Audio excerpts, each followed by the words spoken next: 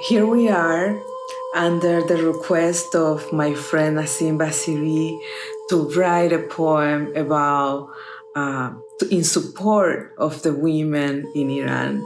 So as I was saying before, I woke up this morning remembering this dream that I had when I was in my early 20s. In this dream, I was in a room, in a big room, surrounded by huge windows. And the windows were so big and were with glasses that the sun, the shine of the sun, the light was enlightening the whole room to the point that was so wide inside. In this room, I was praying, standing up with a group of Bahai friends. And I remember some of them. And we were just sitting there praying, praying for something that it was going to happen, praying and waiting. Suddenly, somebody knocked at the door. And the friend besides me, she told me, go and open the door. And I said, I didn't hear anybody at the door. And she said, somebody's knocking the door. Go and see who is it. So I walked towards the door. This house or this big room where we were in was in the middle of like a wheat field, was open, was like the only thing in that place. So when I opened the door, I felt like my soul went outside my body.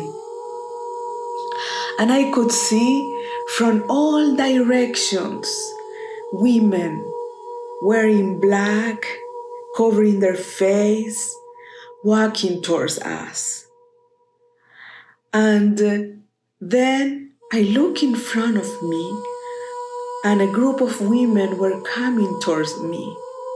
And one of them had like a pillow in her hand, and over the pillow she has something red.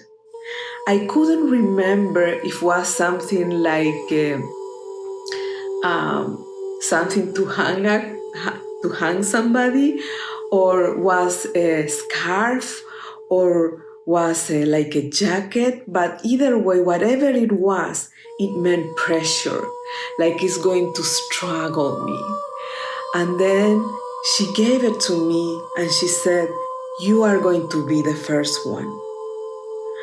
In that moment, we all understood that we were praying for that we were praying, waiting for that moment. 30 years passed, and I could never understand what was the meaning of that dream. Why me? Why I was going to be the first? Why that red object that had the meaning of something that is going to press me or oppress me? Today, when I woke up with this thought that we as women are the first one in our life, the first one to stand up, the first one to have a voice, the first one to defend other women. We have the responsibility to educate our girls, to educate our children, to respect women, to give them their place, to give them the opportunity to have a voice, to educate themselves, to contribute to society. Baha'u'llah said that women and men were always and will be always the same or equal at the side of God. So the soul is not feminine or masculine according to our beliefs. We are women maybe by accident because we were born women. The message is that no matter where you are in life, you need to empower yourself, and we are not alone. It doesn't matter if our families or our friends or our partners doesn't understand us. It doesn't matter if they don't respect us.